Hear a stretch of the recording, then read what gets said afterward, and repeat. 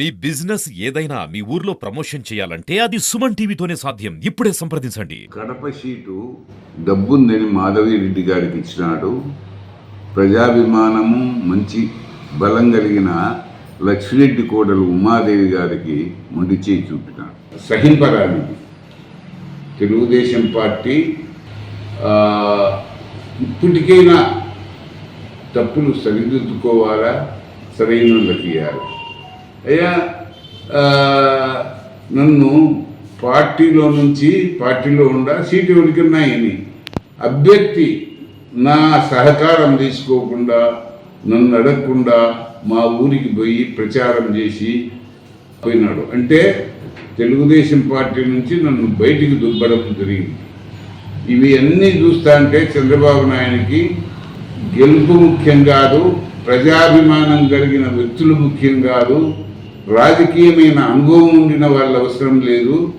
కేవలం డబ్బుకు అప్పుడప్పుడు వచ్చిన అనుభవ రాహిత్యులు పిల్లోళ్లకు ఎంపీ సీట్లు ఎవరన్నా ఇస్తారా?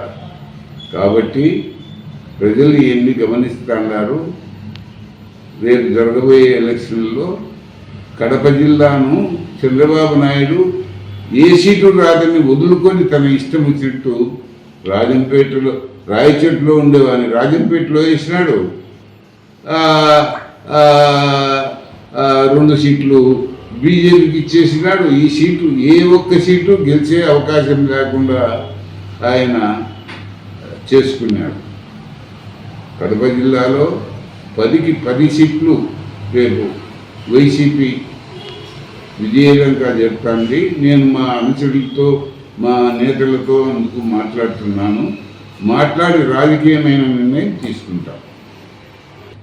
కార్యకర్తలతోనూ, నా అభిమానులతోనూ, నా మీద గౌరవం గల నాయకులతోనూ అందరితో మాట్లాడి భవిష్యత్ కార్యక్రమం ఎట్లా చేయాలా, ఏం కథ, తెలుగుదేశం పార్టీ చేసిన అన్యాయాలు వాళ్ళకు వివరించి నా విషయంలో నిర్దాక్షిణ్యంగా నన్ను అనవసరంగా ఒక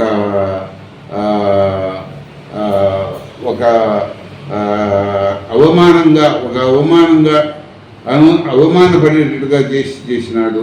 ఐవీఆర్ పెట్టడం ఎందుకు, సీటు ఎవరికో వేయడం ఎందుకు? అనుభవం లేని వ్యక్తికి ఎలాంటి రాజకీయమైన అవగాహన లేని వ్యక్తికి ఎంపీ సీట్ ఇస్తాడా?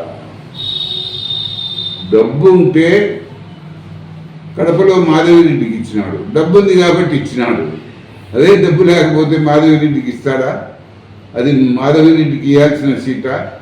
లక్ష్మీరెడ్డి గారు ఎంతో కష్టపడి పార్టీ కోసం 40 ఏళ్ళ నుంచి పార్టీలో ఉండి ఆయన పార్టీకి సేవలు అందిస్తే ఆయనకు ముందు చూపు చూపినాడు.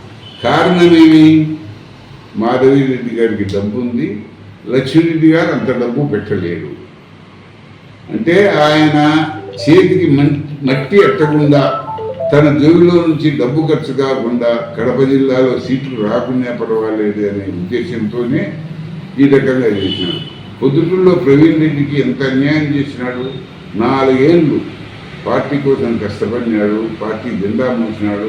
దిక్కు లేనప్పుడు ముందుకు వచ్చి ఇన్ఛార్జి తీసుకోవడము, 4-5 ఏళ్ళు సర్వీస్ చేయించుకోవడము, వాళ్ళకు మొండి చేయి చూపడము. ప్రవీణ్ రెడ్డికి అదే జరిగింది.